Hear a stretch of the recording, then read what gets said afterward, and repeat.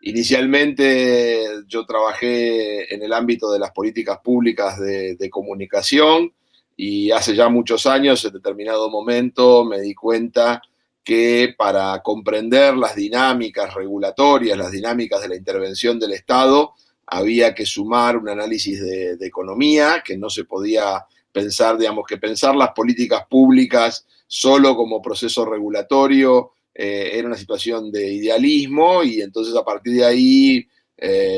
ya cuando tenía 25, 26 años, me empecé a preocupar por comprender no solo los fenómenos políticos de la comunicación, sino también los fenómenos económicos. Y en ese momento, que ya fue hace unos 25 años más o menos, descubrí esta corriente teórica que se llama economía política de la comunicación y que me sirvió para tratar de pensar esto, ¿no? Cómo articular los aspectos políticos de la comunicación con los aspectos económicos. Y bueno, desde entonces he trabajado bastante en el campo latinoamericano, especialmente en la promoción y el desarrollo de esta perspectiva. De alguna manera recuperando la tradición crítica de investigación en comunicación en América Latina, pero actualizándola con nuevos conceptos teóricos que tal vez no habían estado presentes, es decir, revisitando, por ejemplo, la teoría de la dependencia, pero complementándola y actualizándola con nuevos elementos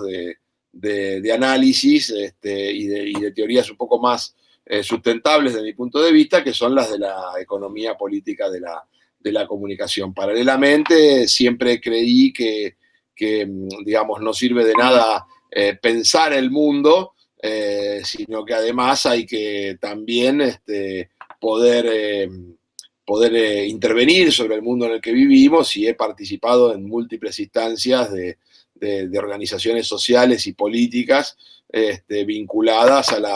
la idea de una mayor democratización de la comunicación, es decir, a la idea de un mayor reparto de los bienes simbólicos. En ese sentido,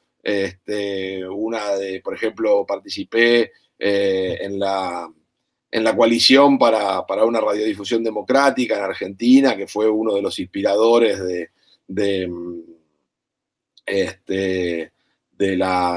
la Ley de Servicios de Comunicación Audiovisual, y también participé hace unos pocos años de la elaboración de un proyecto de ley de comunicaciones convergentes para el Partido Socialista. Actualmente estoy vinculado a una organización latinoamericana que se llama Observacom, que es un observatorio de comunicación, un think tank regional que procura tener una perspectiva crítica en estudios de comunicación, pero ya no es una cuestión meramente académica, sino con la idea de influir sobre los procesos de regulación de la comunicación.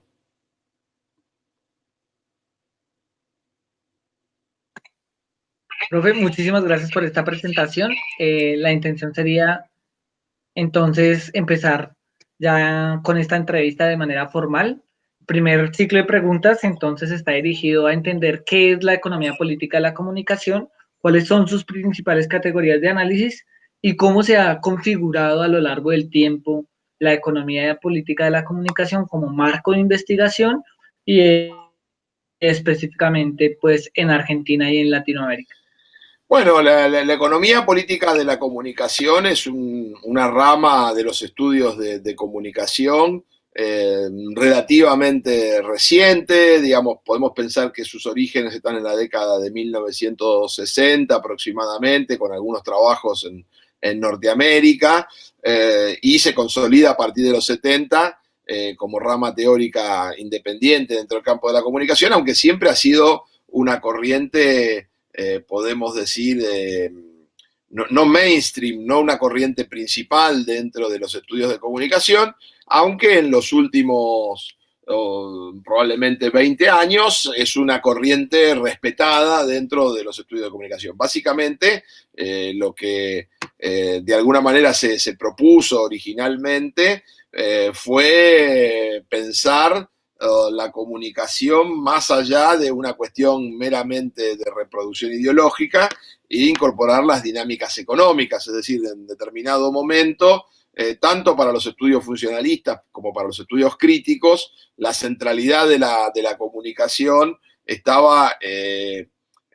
puesta, o estaba el enfoque central, estaba puesto, la mirada central estaba puesta en relación a los mensajes y a las cuestiones ideológicas, y a partir de, insisto, de los 60, con autores como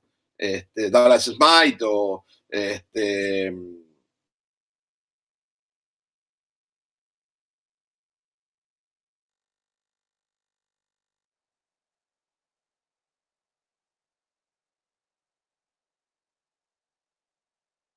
medios de comunicación como una cuestión de poder, es decir, cómo se construye poder económico y poder simbólico, es decir, incorporar esta dimensión que estaba un poco, y que está en parte, un poco olvidada en los estudios de comunicación, que es la dimensión económica, ¿no? Y de Schiller, es el otro autor norteamericano que se me había ido el nombre, Herbert Schiller. Ellos un poco son los que, de alguna manera, y con algunas limitaciones desde mi punto de vista, comienzan el recorrido en torno a la economía política de la comunicación en la década del 60. A fines de los 60, principios de los 70, en Gran Bretaña, surgen pensadores mucho más poderosos, porque sistematizan mucho más, ¿no? Estos pensamientos iniciales, como pueden ser Nicholas Garham o Peter Golding o Graham Murdoch, que van a sistematizar esta idea, ¿no? Es decir, ¿cuál es el objetivo de una economía política de la comunicación? Entender las relaciones de poder que se dan dentro de los procesos comunicacionales, entender las dinámicas económicas que hay en los medios de comunicación y entender cómo esas dinámicas económicas, que básicamente se va a tomar el concepto de industria cultural o de industrias culturales, esas dinámicas económicas son una condición de existencia de los sistemas de comunicación y de los mensajes que ahí se transmiten. Es decir, tratar de entender la ideología de los medios, tratar de entender los procesos de significación, sin al menos haber considerado las dimensiones económicas que se generan en las relaciones capitalistas de producción, y específicamente en las relaciones capitalistas de producción de la comunicación, parecería ser de nuevo una suerte de idealismo, ¿no? Y en ese sentido aparece una economía política crítica que lo que procura es precisamente esto, ¿no? Digamos,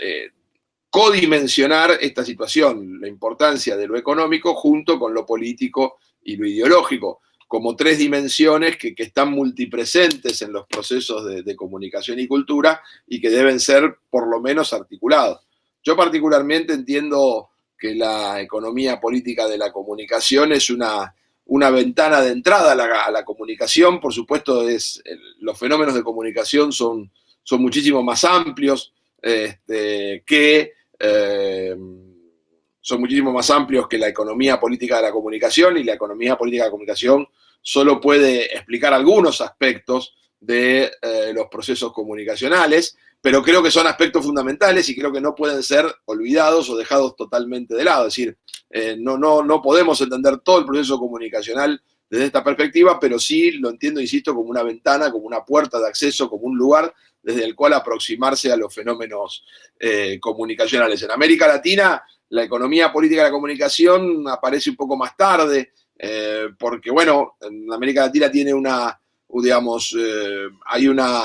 uno de los primeros desarrollos, no el primero, pero uno de los primeros desarrollos es todo lo que ocurre en la década del 60 con las teorías de la dependencia, que tienen un alto impacto y, por ejemplo, aparecen con conceptos como las políticas nacionales de comunicación o la idea de el imperialismo cultural, que van a tener una fuerte irrupción en América Latina en los 60 desde una perspectiva crítica, pero en los 80 hay, digamos, una revisión de estas teorías, hay un auge de lo que se llaman los estudios culturales, que plantean, digamos, que los procesos de comunicación no son solo procesos de poder, que también hay otras culturas, digamos, hay que entender toda la cultura popular, hay que entender la importancia de la cultura popular en la producción de significado, cuestión que, digamos, tal vez la teoría de la dependencia había hecho demasiado énfasis en el poder como único mecanismo de construcción de la significación en comunicación. En ese rescate, obviamente que hay una figura decisiva como es la de Jesús Martín Barbero, un español radicado hace muchos años en Colombia, y Néstor García Canclini. Entonces, lo que va a pasar es que durante los 80 en América Latina predominan claramente las teorías culturalistas y va a ser hacia fines de los 90 cuando se empieza a plantear la necesidad de una economía política de la comunicación en América Latina, donde se crean algunos grupos todavía muy incipientes, pero que podemos decir que a más de 20, 25 años de estos procesos donde se recuperó la idea, digamos, ya con un balance intermedio, ¿no? Es decir, recuperando nociones de la teoría de la dependencia, pero también actualizando esas nociones, también preguntándonos en dónde la teoría de la dependencia tenía déficit en el abordaje de los procesos comunicacionales, complementándolos con estos estudios que yo mencionaba antes, especialmente yo creo que en América Latina la influencia ha sido más grande de los teóricos ingleses, de Graham, de Murdoch, de Nicholas, de Peter Golding, y entonces se fue conformando estudios que hoy yo diría, insisto, no es la corriente principal dentro de los estudios de comunicación, pero es una corriente consolidada, es una temática reconocida por todos y que, digamos, también ¿qué ha pasado, no? En los últimos 20, 25 años, los procesos de concentración y la centralidad de la comunicación en la economía mundial ha hecho que de alguna manera la cuestión del poder vuelva a ser puesta en el tablero de las discusiones, vuelva a ser tomada como una de las problemáticas concretas de la comunicación y por lo tanto los análisis de economía política obtuvieron más respeto y más importancia en la que habían tenido probablemente en los 80 y en los 90, ¿no? Profe, muy bien. En términos de las categorías de análisis que desarrolla la economía política de la comunicación, si podemos mencionar algunos elementos o algunas categorías principales, ¿cuáles serían esas categorías? Bueno, yo creo que como te decía antes, el primer concepto que es fundamental es el de industria cultural, ¿no? O industrias culturales, ahí hay toda una discusión que no creo que venga la pena si el plural o el singular, pero ¿por qué? Porque este concepto lo que marca, sin duda, ¿cuál es? La idea de que la producción cultural, que históricamente había estado por fuera de la dinámica capitalista, es decir, si uno piensa la historia del capitalismo, ¿no? Que tiene, digamos, que podemos ubicar, esto siempre tiene algún nivel de imprecisión, pero sus orígenes en el siglo XV, en el siglo XVI, XVII, y analizamos, digamos, y una progresiva mercantilización de las actividades sociales a lo largo de los siglos XVII, XVIII, XIX, si analizamos qué pasaba con el mundo cultural en esos momentos, vemos que la cultura no se había industrializado a la par que otras actividades sociales, ¿no? Y entonces,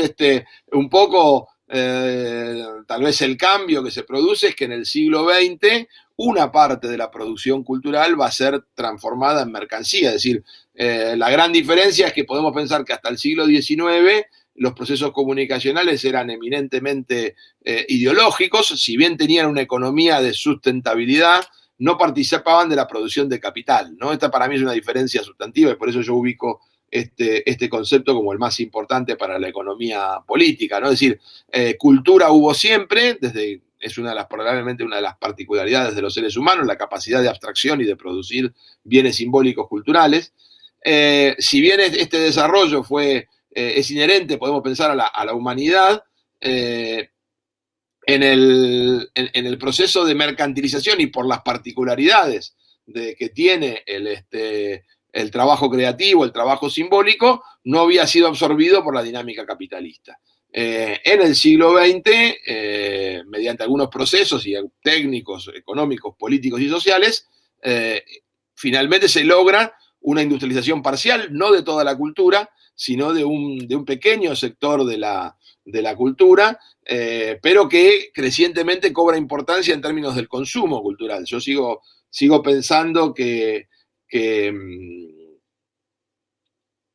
hoy solo una pequeña parte de toda la producción cultural es absorbida por la industria cultural, pero sin embargo,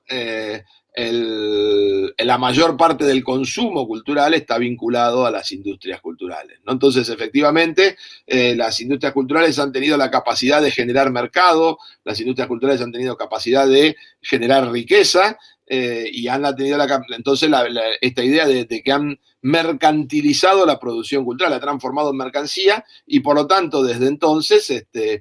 resulta clave, digamos, para una parte de la producción cultural, la participación en el proceso de acumulación del capital. Yo creo que, insisto, que este es el concepto clave de la economía política, porque se trata de entender esto, ¿no? Las dinámicas económicas y simbólicas que están presentes en el proceso de producción cultural. Y bueno, y evidentemente las industrias culturales se han vuelto cada vez más complejas, y a partir de entonces aparecen algunos fenómenos. Obviamente todas las relaciones de poder que se van a ir, lo vamos a estudiar también, pero aparecen alguna serie de fenómenos que esto ya es más personal, no creo que sean exclusivos de toda la economía política, pero que en términos personales me parecen que son claves para comprender dentro del proceso de mercantilización, como son la concentración y la convergencia, ¿no? La concentración de la propiedad, por un lado, en términos de cómo cada vez menos capitalistas asumen una mayor porción de control del capital y, por lo tanto, aumentan su capacidad, no solo económica, sino también simbólica, y la convergencia porque es lo que ha trastocado un poco desde fines de los 90 y principios del siglo XXI, ha trastocado un poco el escenario de la comunicación, cerrando o eliminando, más que cerrando, eliminando las barreras tradicionales entre los distintos sectores de la comunicación, y básicamente hoy lo tenemos con un problema serio a partir de la irrupción de Internet y esta idea de las plataformas, las telecomunicaciones y los sistemas de comunicación y cultura. Es decir, como tres grandes sectores que hoy se están disputando el poder en materia de comunicación, ¿no? O sea, por un lado, insisto, las plataformas de tecnología de Internet, como pueden ser Google o Facebook. Por otro lado, las grandes empresas de telecomunicaciones, que son las que nos dan el servicio de conectividad, Claro, Telefónica en América Latina, y por otro lado, los grandes grupos de medios que, insisto, todos están vinculados a una dinámica capitalista de producción de capital, pero tienen intereses conflictivos entre ellos. Es decir, a veces son, digamos, y con esta particularidad, en casi todos los casos, se trata de empresas que son socios y competidores al mismo tiempo, ¿no? Es decir, en algunas áreas compiten, en otras son socios. Es muy compleja la entramada del capital en el área de la convergencia, pero nos está obligando a repensar los sistemas comunicacionales, porque antes teníamos sectores claramente diferenciados y hoy esos sectores tienden a unirse en un solo sector que hace que el análisis de la comunicación sea mucho más complejo. Pero yo diría, digamos, para sintetizar y en relación a tu pregunta, que para mí el concepto fundamental es el de industria cultural, y obviamente después hay otros de menor relevancia. Profesor, su merced en algún momento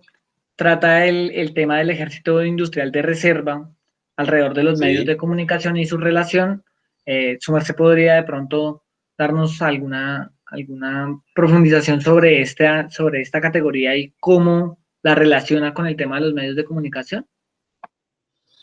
Bueno, sí, es un trabajo muy viejo, ya no sé si me acuerdo mucho de aquel texto, pero efectivamente,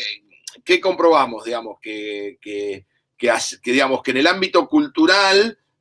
existe también lo que Marx denominó para los trabajos industriales del siglo XIX. Pensemos que cuando Marx escribe hace su análisis del capitalismo, no había industrias culturales. Las industrias culturales son un fenómeno del siglo XX. De hecho, hay enormes discusiones dentro del marxismo si la cultura es susceptible o no de ser industrializada. Hay una cuestión que una de las bases, ¿no?, ustedes conocen, de la lógica del capital, es la transformación de trabajo concreto en trabajo abstracto, es decir, en trabajo socialmente necesario. Algunos sostienen que la particularidad del trabajo creativo, que es único e individual, ¿no? Es decir, nadie puede escribir una novela como otra persona, como si digamos, alguien que trabaja en una fábrica industrial puede hacer el trabajo que hace otra persona. Es decir, la idea de reemplazo de un trabajador por otro es es clara en procesos industriales como la fabricación de autos, por ejemplo, pero es mucho más difícil en el ámbito de la cultura, y eso ha hecho que algunos digan que la lógica del capital, al no poder transformarse trabajo concreto en trabajo abstracto, no se cumple y que por lo tanto habría que revisar si hay condiciones materiales de producción capitalista de la cultura. Esto fue una polémica muy fuerte que hubo en los 80 y en los 90. Creo que hoy ya está saldada, creo que hoy es evidente que hay producción de capital en la cultura, aun cuando sean mecanismos más complejos. Ahora, lo que nosotros planteábamos en ese trabajo es que así como hay un ejército industrial de reserva, de trabajadores que son utilizados para racionalizar los salarios, es decir, digamos, hay una sobreoferta de trabajo físico, también hay una sobreoferta de trabajo intelectual. Y la industria cultural no absorbe plenamente todo el trabajo creativo disponible, porque desde mi punto de vista, si extremamos, todos somos productores culturales, todas las personas son productores culturales, lo cual no quiere decir que todos canalicen su producción cultural a través de la industria cultural, no tiene esa capacidad la industria cultural. Pero los productores culturales, ¿no? Los productores culturales que no forman parte de la industria cultural, actúan de alguna manera como un ejército industrial de reserva que presionan sobre las condiciones laborales de los que sí están trabajando, porque de alguna manera hay una sobreoferta estructural de la producción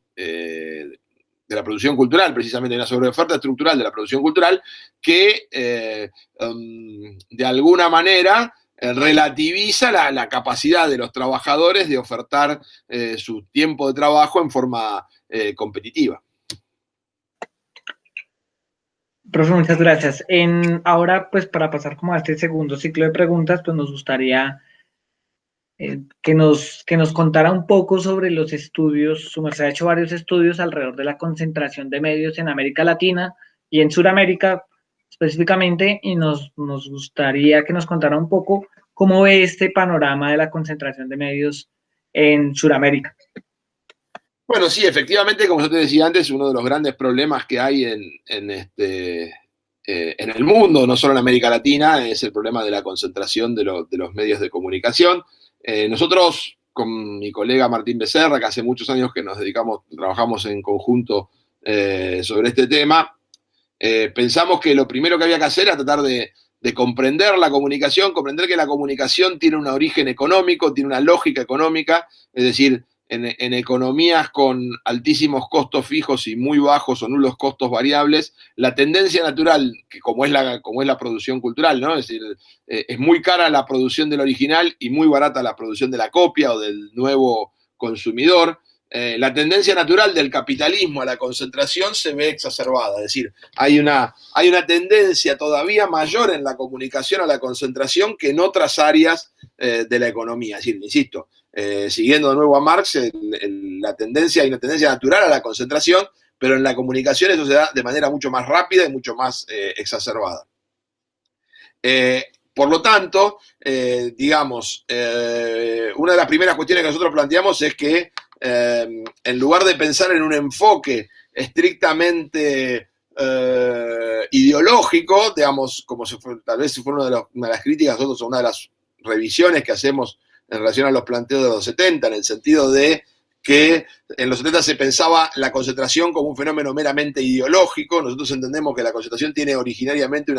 una dinámica económica, pero que obviamente tiene un impacto ideológico. Pero entender la concentración de la comunicación en la dinámica económica que hace que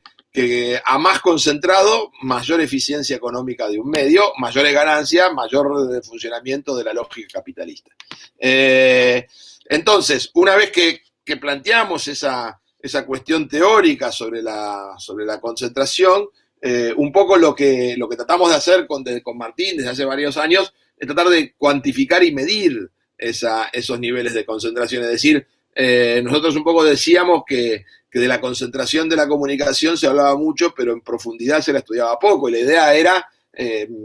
cuantificar, es decir, no tratar de encontrar un método, tratar de encontrar una lógica. Nosotros desarrollamos un indicador para medir la concentración y tratar de aplicarla a la mayor cantidad de países en América Latina, que es nuestro ámbito natural de estudio. Y desde entonces, prácticamente desde el año 2000 en adelante, venimos llevando cada ciertos periodos, relevamos cómo están los niveles de concentración, y lo que se observa es que, bueno, esto es algo que, de nuevo, que era obvio, pero que no había sido magnificado, que no había sido puesto en números concretos. Los niveles de concentración en la comunicación en América Latina son mucho más altos que la de los países centrales, es decir, en promedio así nos da que las 4 empresas más grandes de cada mercado dominan entre el 60 y el 80% de los mercados. Esto no existe, salvo excepciones, en ningún país de Europa, ni en Estados Unidos, ni en los países como Australia o Nueva Zelanda. Quiero decir,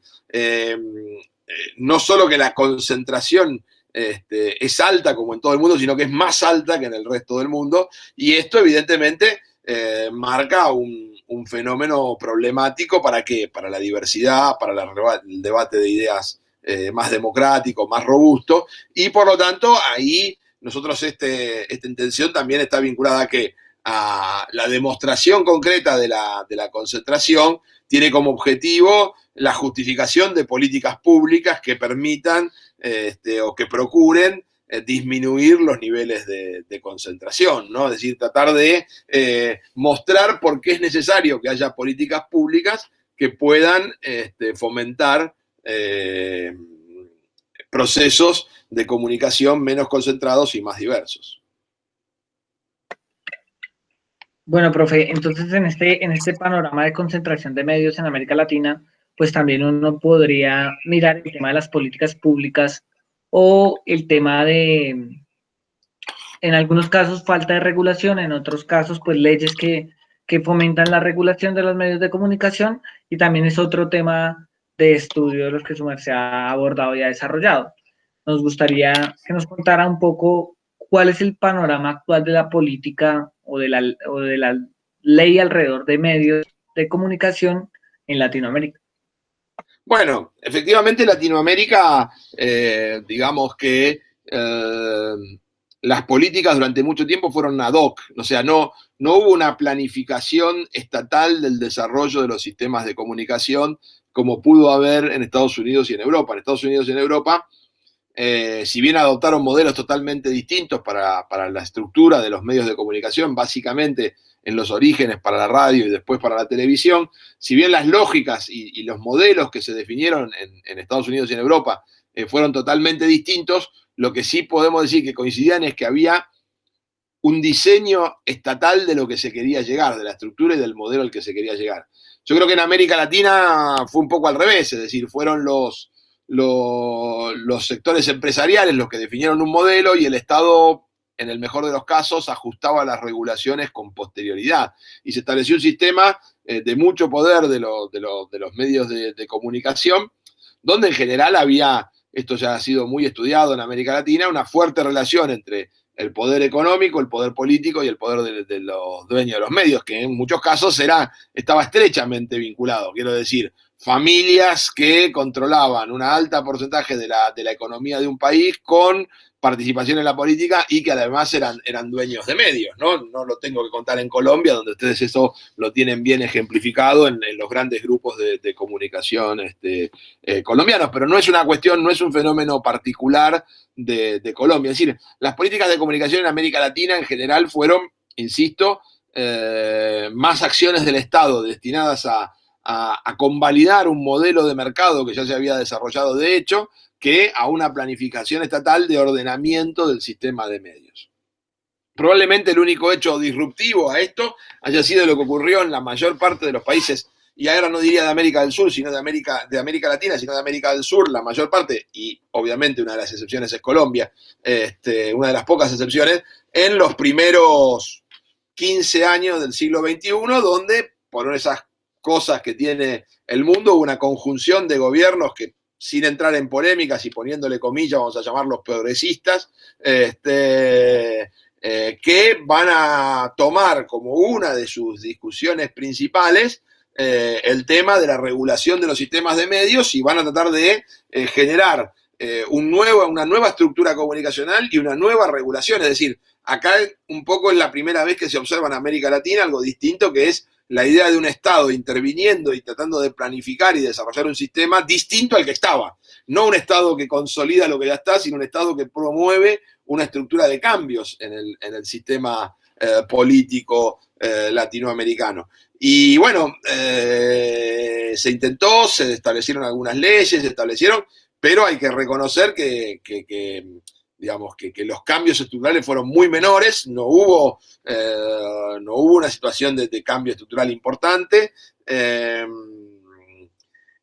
Uno podría argumentar, por una parte, que faltó tiempo, es decir, estos cambios estructurales generalmente demandan varios años y, bueno, a partir de 2013, de 2015, 2016 se observa una pérdida de poder político de estos gobiernos, insisto, con comillas, progresistas, y podemos decir, una vuelta a la situación más clásica y más tradicional de la política de comunicación, donde los gobiernos, digamos, que reemplazan a los gobiernos progresistas, me estoy refiriendo, por ejemplo, al caso de Argentina, al caso de Brasil, en parte Chile, Ecuador, ¿no? Coincide más o menos en muchos países de América Latina, en unos un año antes, en otros 2 años después. Ahora ha cambiado, fíjense que, por ejemplo, en Uruguay en estos momentos, que después de 15 años de gobierno del Frente Amplio, ahora ha ganado el Partido Blanco, que es tradicionalmente el partido de la derecha uruguaya, y una de las primeras cosas que ha propuesto es cambiar la ley de comunicación que había logrado implementar el Frente Amplio. Es decir, la comunicación, tal vez lo más interesante de este proceso es que por primera vez, podemos decir, en la historia de América Latina, estuvo en el centro del debate público, ¿no? Es decir, tomó, digamos, en general las políticas de comunicación era una cuestión que quedaba o bien para expertos, o bien para empresarios, o bien para agentes especializados del Estado. Eran muy poquitos los que participaban de la discusión en torno a las políticas públicas de comunicación. Y sin embargo, a partir de la irrupción de estos gobiernos, del planteo de leyes, por lo menos una de las cosas que sí podemos decir que se logró es que haya un mayor conocimiento de que los sistemas de medios de comunicación están regulados, están organizados, y que de la regulación depende qué consumimos y qué medios tenemos, ¿no? Creo que hay una mayor conciencia social respecto a los procesos de comunicación, y que un poco hoy es más difícil en muchos países de América del Sur esa idea de neutralidad o de independencia que plantean los medios capitalistas, ¿no? Como si ellos fueran meros intermediarios entre hechos y las personas, cuando en realidad sabemos que ellos producen información y que ellos editorializan y que ellos tienen una lógica, primero capitalista, de obtención de ganancias, y después política de influencia ideológica. Creo que ese proceso, que estaba un poco velado, hoy ha quedado, no digo totalmente al descubierto, pero que muchas personas comienzan a plantearse cuál es el interés de los medios de comunicación, el interés político, el interés económico, cuál es su intervención, y eso me parece que es un resultado bueno. Lamentablemente sí diría que en términos de política estructural no hubo tantos cambios, no se lograron implementar. Los que se lograron implementar mediante leyes no terminaron de ser aplicados, es decir, no hubo una transformación estructural de la oferta comunicacional en América Latina, y hoy asistimos, insisto, probablemente con la excepción de Venezuela, pero que es un caso muy, muy particular, a una restauración de la situación previa, ¿no? Con muchas dificultades para seguir sosteniendo estos procesos de tímida democratización que se intentó proponer, insisto, en los primeros 15 años del siglo XXI. Bueno, profe, otra de las preguntas, precisamente nos gustaría que ahondara un poco en el caso de Argentina, precisamente con la Ley de Servicios de Comunicación Audiovisual, que también ahí fue producto de diversas luchas, y pues nos gustaría que nos contara un poco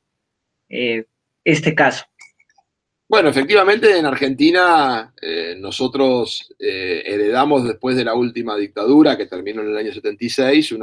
una ley de radiodifusión, se llamaba en ese momento, del año 1980, que tenía la firma del dictador Videla, así que había sido sancionada durante el gobierno del dictador Videla, y que desde el regreso a la democracia en el año 83 muchos sectores vinculados a la comunicación habían planteado la necesidad de reformarla y de volverla una ley mínimamente democrática, ¿no? Porque es una ley absolutamente autoritaria y que daba un poder de censura muy fuerte al Estado. Pero como los canales de televisión y los principales dueños de medios estaban conformes con esa ley, fue muy, pero muy difícil cambiarla. Probablemente uno de los cambios, de las situaciones que hay que destacar de este proceso es que en el año 2004 se conformó una plataforma ciudadana muy amplia en favor de una nueva ley de comunicación que se llamó esto que yo les comenté antes, la Coalición por una Radiodifusión Democrática, que por primera vez, tal vez habría que pensarlo como algo distinto, no solo se conformó por expertos o por gente vinculada al campo académico de la comunicación, sino que incluyó a sindicatos, a organizaciones sociales, al movimiento de derechos humanos, incluso a ONGs, podríamos decir, liberales, vinculadas a la idea de libertad de expresión. Es decir, se conformó una coalición muy amplia que empezó a reclamar de manera más fuerte y más audible la necesidad de cambiar la ley. Pero también hay que ser justos y reconocer que todo esto probablemente no hubiera pasado si, por cuestiones que son bastante complejas de explicar y que no tengo certeza plena de por qué se dio eso, el gobierno entró en un enfrentamiento con los grandes grupos de medios y principalmente con el mayor grupo de medios de Argentina, que es el Grupo Clarín. Y a partir de ese enfrentamiento que tuvo el gobierno de Cristina Fernández de Kirchner con el Grupo Clarín, el gobierno decide impulsar un cambio de la ley de radiodifusión y finalmente sanciona una nueva ley de servicios de comunicación audiovisual, en la cual hay que destacar que para ello toma como referencia todo lo que había producido esta organización, Coalición para la Reflexión Democrática, de cómo debía ser regulada de manera más democrática la comunicación, es decir, la inspiración teórica de esa ley. No digo que eso se haya traducido directamente en artículos, pero uno puede decir, pensar que en general que la matriz teórica estaba puesta en esos 21 puntos que se habían puesto como los 21 puntos de lo que debía contener una comunicación democrática. Y a partir de ahí se establece una enorme polémica, digamos, tanto en el proceso de sanción de la ley como en el de aplicación posterior. Los medios de comunicación resisten mucho, van a la justicia, plantean la inconstitucionalidad de esta ley. Finalmente, en el año 2013, después de 4 años de batalla jurídica, la Corte Suprema de Justicia Argentina declara la constitucionalidad. Y cuando, bueno, empezaba un poco a ponerse en marcha el proceso de ver cómo se aplicaba esta ley, lamentablemente, bueno, en el 2015 el peronismo perdió las elecciones y ganó Macri, y inmediatamente, casi menos de un mes después de haber asumido, cambió los principales puntos de la ley. Es decir, por eso yo decía un poco antes que por falta de tiempo y por falta de algunas otras cosas, estos proyectos no terminaron, no se transformaron en una reestructuración importante del sistema comunicacional. Habría que ver qué habría pasado si hubiera habido algún nivel de continuidad. No podremos saberlo nunca. Pero la realidad es que hubo enormes dificultades para desarrollar esto, y que cuando se empezó a generar y a mover un poco el tema, enseguida vino un proceso de restauración. Ahora, yo creo que insisto, digamos, hay que entender que este proceso tiene saldos positivos, como es todo el proceso de participación social y de movilización en torno a la comunicación, y también tiene saldos negativos, como es que hemos comprendido la enorme dificultad, es decir, que no basta sancionar una ley, que no basta, sino que efectivamente el proceso de transformación va mucho más allá de contar con una ley democrática, ¿no? Y que hay estructuras que tienden a ser muy poderosas y muy conservadoras y que tienen capacidad de resistir aun cuando los dispositivos legales se hayan transformado. Eso es un saldo que nos queda de aprendizaje, pero también de un poco de déficit de no haber podido cambiar esas estructuras. Profe, en ese sentido, pasamos a la otra pregunta, y es, ¿cuáles serían esos desafíos en la investigación alrededor del campo de la comunicación, pues actualmente, esos desafíos actuales que tiene la investigación? Bueno, yo creo que hoy los principales desafíos están vinculados con Internet. O sea, hoy los medios de comunicación, obviamente que siguen teniendo un rol fundamental, pero hay que entender las dinámicas que se están planteando fuera de lo que son los medios tradicionales. Por ejemplo, un punto central hoy es todo el tema de de la regulación que se está haciendo de manera privada vía los términos y condiciones de las redes sociales, es decir, cosas que cuando nosotros entramos a una red social, todos participamos de redes sociales, es difícil pensar de alguien que esté totalmente ajeno a las redes sociales, o por lo menos a fenómenos tecnológicos como WhatsApp. En cualquiera de esos casos, finalmente, estamos aceptando términos y condiciones, y los términos y condiciones son algo que hasta ahora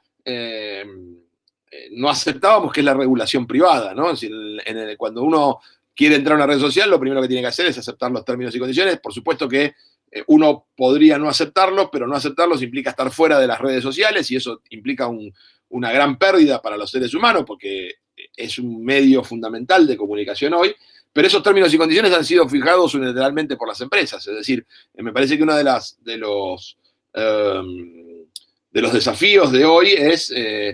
cómo socialmente se comienza a intervenir sobre las políticas que se están desarrollando en Internet, que son bien, bien complejas. Además que en general suelen ser cuestiones técnicas y técnico-políticas que son de difícil comprensión para muchas personas, y esto hay que hacer un trabajo de socialización, me parece, del conocimiento de lo que implican las redes sociales, que es una de las tareas para mí impostergables. Y la otra cuestión, estos son intereses personales que yo creo que hay que abordar urgentemente, es el tema del copyright, de los derechos de autor. Hay una tendencia a fortalecer un régimen que ha perdido lógica a partir de la irrupción de Internet, es decir, lo que pudo haber tenido alguna razonabilidad en el siglo XX en términos de generación de mercados, hoy con la facilidad que tenemos para acceder a la cultura en Internet, hay que pensar, desde mi punto de vista, un nuevo modelo de retribución de los creadores culturales que no puede estar basado exclusivamente en la restricción del acceso a contenido, porque ya hemos visto que ese sistema no funciona, ¿no? Es como querer agarrar el agua con las manos, siempre se nos va a escapar por algún lado. Entonces me parece que yo diría que los dos grandes temas que tenemos hoy en día como desafíos de la comunicación es comprender esto, ¿no? Los procesos de regulación que se están dando en Internet, sobre todo me preocupan mucho los procesos de regulación privada, y en segundo lugar los procesos de desarrollo de leyes de copyright. En ese sentido, Colombia, por ejemplo, tiene una de las peores legislaciones de América Latina en materia de restricción y de sanción del uso compartido de la cultura, y me parece que ahí hay un trabajo importante para hacer. Profesor, ¿usted nos podría ahondar un poco sobre el concepto de infocomunicación que se desarrolla y que en este momento pues me hace recordar? Bueno, es un concepto que nosotros utilizamos para entender o para dar de explicar que la comunicación va más allá de los medios de comunicación, ¿no? Que el sector de la comunicación, es decir, tradicionalmente se hablaba del sector de la comunicación y se pensaba en prensa, radio y televisión, y nosotros un poco usamos ese concepto como una ampliación, es decir, para pensar la convergencia, para pensar las relaciones que hay. Digamos, el sector de la comunicación como tal hoy es mucho más complejo, mucho más amplio, y esa noción de infocomunicación lo que pretende es precisamente eso, ampliar el campo comunicacional, y que está vinculado con lo que recién te decía, ¿no? Comprender las dinámicas de regulación de Internet, comprender los procesos de copyright, es decir, entender todo el proceso comunicacional que hoy en día se da y que muchas veces ya cada vez está menos definido por los medios de comunicación tradicionales que fueron los que siempre estudiamos. Profe, su merced nombraba algunas de las asociaciones de investigadores en comunicación, sobre todo ahí en Argentina y en el Cono Sur. También está la ULEPIC, también está la ALAIC. De hecho, su merced fue parte importante o ha sido parte importante también en la conformación de estas asociaciones. Pronto sí puede profundizar alrededor de estas asociaciones y finalmente plantear los desafíos que tienen estas asociaciones de investigadores alrededor del campo de la comunicación. Bueno, son organizaciones de investigadores, ¿no? O sea, yo tal vez no debería decir esto, pero yo cada vez creo menos en las organizaciones de investigadores. Me parece que lo importante son las relaciones que establecen los investigadores con el mundo, no las que establecen con ellos mismos. Digamos, me parece bien que la tarea que pueden hacer del fortalecimiento del campo comunicacional pero me parece que el riesgo que se corre a veces con este tipo de asociaciones es hablar entre pocos, en ámbitos reducidos y con poco efecto. O sea, está muy bien para una consolidación y discusión de debate de ideas académicas, pero me parece que el desafío, ¿no?, de la investigación en comunicación hoy es trascender las aulas y relacionarse con las organizaciones sociales. Y eso no lo hace una asociación de investigadores, porque precisamente lo que lo define es que va a juntarse con otros investigadores. Me parece que los desafíos es ir más allá. No las estoy cuestionando, pero digo que su rol me parece que es más un rol de debate teórico, conceptual, y hoy cada vez es más necesario articular lo teórico-conceptual con la organización política y el desarrollo de organizaciones sociales. Profe, pues muchísimas gracias. Creo que no sé si aprovecho para darle la presentación también a Olga, que nos acompaña acá en esta sesión. Olga está estudiando la maestría en comunicación y educación, es una de las compañeras que le mencionaba con anterioridad del proceso de organización de comunicadores populares. No sé si ella tiene alguna otra pregunta que le haya surgido en este diálogo para finalizar o si podemos ir dando por culminada este ciclo de entrevistas con Guillermo Mastrini. Bueno, buenos días, profesor Mastrini. Como ya lo había dicho Diego, pues yo también pertenezco pues a la Organización de Comunicadores Populares que trabajamos pues en Bogotá, y actualmente pues también mi tesis gira un poco hacia la democratización como tal de la comunicación, y pues en relación también a la concentración mediática que tiene efectivamente Colombia, que es bastante, y en relación pues a otros países del cono sur pues es mucho más grande, y también pues en relación a las políticas públicas que se están manejando pues acá en Colombia. Entonces pues no sé, la última pregunta sería como ¿cuál es la percepción que tiene el profesor Mastrini frente a cómo en Colombia se ha manejado estas políticas públicas y en relación pues también al actual gobierno colombiano? Bueno, yo he tenido mucha vinculación, de hecho yo he vivido en Bogotá algunos meses, probablemente sea el país de América Latina donde, con que más relación tengo, probablemente junto con México. Y bueno, Colombia, la realidad, más allá de lo que nos gustaría que pase, es que es uno de los países que, que menos ha participado del desarrollo de políticas públicas progresistas, es decir, ustedes conocen mucho mejor que yo seguramente el porqué y los procesos históricos de conformación, pero uno podría decir que, digamos, si yo tuviera que dar alguna explicación desde afuera y con la modestia, que esto no quiero, insisto, ustedes saben más que yo no, pero podríamos diferenciar dos cuestiones, una más política, si se quiere, y otra más vinculada directamente al campo comunicacional. En términos políticos, creo que ha habido procesos que se han dado de manera muy tardía, como por ejemplo es el proceso de migración campo-ciudad, es decir, una prolongada pervivencia de la ruralidad. Esto ha hecho que el desarrollo de las industrias culturales en Colombia sea más tardío que en otros países, o con menos importancia, o con menos fluidez, aunque esto se ha recuperado en los últimos años, pero históricamente, cuando uno analiza el proceso histórico, yo creo que ha pasado eso, ¿no? Yo cuando viajo a Colombia lo que observo es una minoría ilustrada, muy potente, con mucha formación, con mucha relación con Estados Unidos, con centros de investigación muy buenos de Estados Unidos, pero después hay como digamos, una importante capa de la población que está excluida, digamos, estos procesos, digamos, yo creo que yo a veces hago una broma cuando voy a Colombia y digo que a Colombia le faltó peronismo, quiero decir, peronismo entendido como más allá de que yo particularmente no soy peronista, pero entendido como un proceso de distribución de la riqueza, de mínima de redistribución de la riqueza, que implica el surgimiento de clases medias más potentes. En Colombia un poco eso se observa, ¿no? La inexistencia de clases medias potentes, ha habido algunos desarrollos en los últimos años, pero todavía sigue siendo una inequidad mucho más grande que la que puede encontrarse en otros países, y eso tiene repercusiones de tipo político, es decir, todavía una pervivencia mayor de lo que podemos llamar una política caudillista, una política de feudo, que por ejemplo, no sé, me parece que se expresa en lo que pasa en Barranquilla. Quiero decir, hay todavía fenómenos políticos, incluso cabría decir premodernos en Colombia, porque han tenido un desarrollo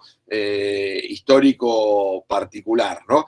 Por otra parte, en el campo académico, efectivamente los estudios, siempre me sorprende que los estudios de comunicación le han dado muy poca importancia a los procesos políticos y económicos, ¿no? Los estudios de comunicación en Colombia se han centrado más en lo cultural, en la comunicación popular, que está muy bien y es muy importante. Para mí no es que la economía política sea más importante que esto.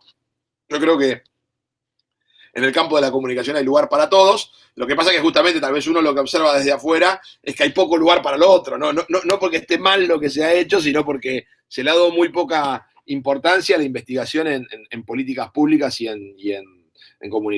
concentración. En los últimos años esto ha cambiado un poquito, pero todavía sigue siendo un campo mucho más minoritario que el que puede ser en Argentina o en otros países de América Latina, ¿no? Entonces, efectivamente, hay un déficit en este tipo de estudios en Colombia. Insisto, tengo la esperanza que esto cambie, que esto se vaya fortaleciendo, pero es un proceso que está retrasado claramente en relación a lo que pasa en otros países. Sin embargo, ahora hace un par de años hubo un muy buen estudio que probablemente ustedes conozcan, de Media Monitor. Reporteros Sin Fronteras hizo un informe muy bueno sobre la concentración en Colombia. De hecho, para mi última investigación yo tomé los datos casi directamente de ahí, porque es un informe bastante bueno sobre cómo son los principales grupos de la comunicación en Colombia. Creo que se ha avanzado un poco ahí, creo que hay gente que se está interesando por estos temas y que lentamente se va formando. Incluso a mí me llama un poco la atención, y esto lo he planteado en los últimos viajes que he hecho a Colombia, que, digamos, me parece que había una oportunidad, más allá que tenga una alta discrepancia con el enfoque, pero ustedes bien saben que el presidente Duque ha planteado esta idea de la economía naranja, y la economía naranja está muy vinculada al desarrollo de las industrias culturales, y creo que se podría haber aprovechado esa idea para el desarrollo de estudios de economía, cultura, comunicación, y sin embargo me llama la atención que casi ninguna universidad ha reaccionado a esto. Es decir, no veo porque uno podría haber pensado perfectamente que las universidades hubieran podido ofrecer procesos de formación desde la perspectiva de la comunicación, porque yo mi crítica principal al concepto de economía naranja del gobierno de Duque es que está planteado como una cuestión exclusivamente económica, o con un planteo excesivamente economicista, y no hay una visión cultural, digamos, es decir, en la idea de economía naranja está muy fuerte la idea de desarrollo económico, pero no tanto la idea de desarrollo cultural. Y de hecho por eso que en economía naranja se incorporan procesos que desde mi punto de vista obviamente que son importantes para la economía y para la generación de divisas, pero que no son eminentemente culturales, como puede ser la gastronomía, el turismo, el diseño, que tiene que ver con otros factores, y yo creo que había una oportunidad, pero esto ya me parece que está pasando, porque yo no sé, debe ir por la mitad el gobierno de Duque, más o menos ya, y no veo que haya habido una reacción de aprovechar, insisto, desde que el gobierno planteaba una idea de acercamiento al tema, creo que había una oportunidad para las escuelas de comunicación de Colombia de plantear el desarrollo de estos temas, y sin embargo no he visto que haya, por lo menos no conozco, tal vez está ocurriendo y tampoco soy un experto de la vida día a día de lo que pasa en Colombia, pero lamentablemente no he visto que se haya reaccionado a tiempo en relación a esta posibilidad que se abría con el gobierno de Duque. Bueno, no sé, Olga, si tienes alguna otra pregunta o finalizamos. No, Profe, entonces, si quiere hacer una despedida formal en esta entrevista, sería el momento preciso para desarrollarla. También me gustó mucho el tema de la relación que su merced hace entre el movimiento social o las organizaciones sociales con con el proceso de investigación alrededor de la comunicación. Entonces, si quiere desarrollar una despedirse de manera No, formal. yo les agradezco la entrevista, los felicito por la iniciativa. Me parece que la idea de una comunicación popular, pero al mismo tiempo que se fortalece teóricamente y que trata de construir herramientas para alentar a la participación ciudadana en materia de comunicación es fundamental y necesaria. Entonces, los aliento a continuar con la tarea y bueno, cuenten conmigo para todo lo que pueda apoyarlos.